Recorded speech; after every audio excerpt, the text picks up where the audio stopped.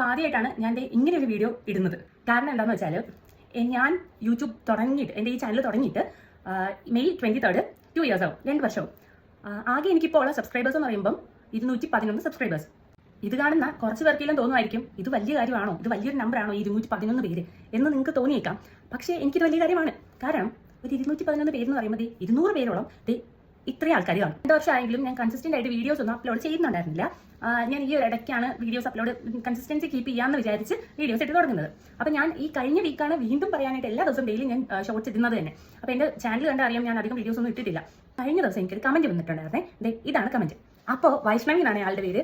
അപ്പോൾ എനിക്ക് ഈ ഒരു കമന്റ് കണ്ടപ്പോഴത്തേക്കും ഞാൻ ഭയങ്കര എക്സൈറ്റഡ് ആയി. കാരണം എൻ്റെ വീഡിയോ ആ കുട്ടി കണ്ടു, എന്തെങ്കിലും ഒരു വീഡിയോ ഇഷ്ടപ്പെട്ടില്ലായിരിക്കുമല്ലോ നമുക്ക് കമന്റ് ചെയ്തത്. അങ്ങനെ ഞാൻ വിചാരിച്ചു വെറുതെ വീഡിയോസ് ചെയ്യുന്നതിന്റെ കൂട്ടത്തിൽ ആളുടെ പേരും കൂടെ പറയുന്നതിന് പകരം നമുക്ക് ആൾക്ക് വേണ്ടിയിട്ട് ഒരു വീഡിയോ ഡെഡിക്കേറ്റ് ചെയ്യാമെന്ന് വിചാരിച്ചു.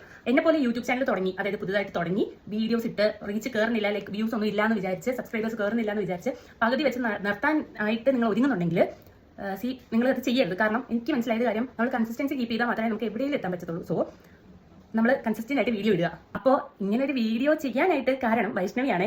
അപ്പോൾ വൈഷ്ണവിയോട് എനിക്ക് ഒരുപാട് താങ്ക്സ്, എന്നെ സപ്പോർട്ട് ചെയ്യുന്നതിനും ഇങ്ങനെ ഒരു കമന്റ് ഇട്ടതിനും. അപ്പോൾ ഇനി നമ്മുടെ ഒരു ലോങ് ജേർണിയിൽ എപ്പോഴും കൂടെ കാണുമെന്ന് വിശ്വസിക്കുന്നു. അപ്പോൾ ഓക്കെ, ബൈ.